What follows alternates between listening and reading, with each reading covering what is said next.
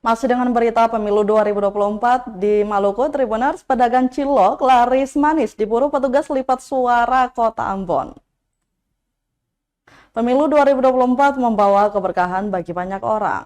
Salah satunya dirasakan oleh pedagang cilok, Firman, saat berjualan di depan Sport Hall yang menjadi tempat pelipatan surat suara pemilu 2024 Kota Ambon.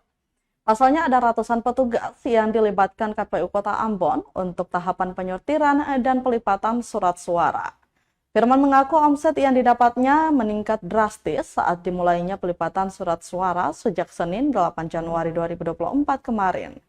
Dijelaskan saat berjualan di hari-hari biasanya hanya meraup pendapatan berkisar Rp200.000 per hari. Namun sejak hari Senin, Firman bisa meraup cuan hingga Rp800.000. Menyasar waktu jam makan siang, Firman berjualan sejak pukul 11:30 siang hingga sore hari. Lumayan. Ini jualan dari hari apa sih ini, Mas? Kalau jualan di sini tiap hari sih. Maksudnya kalau ini dari tambahnya tuh dari hari Senin kemarin. Saat ini ya ada agenda pelipatan surat-surat sini ya, Mas? Iya.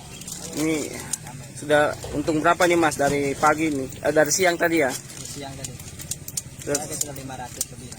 500 lebih lah. Kalau hari Senin itu berapa, Mas? Dari Senin sampai 8. Sampai 800 ya, Mas. Berarti untung juga ya?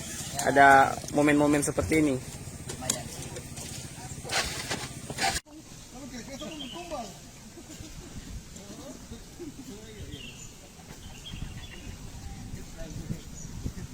Download Tribun X sekarang, menghadirkan lokal menjadi Indonesia.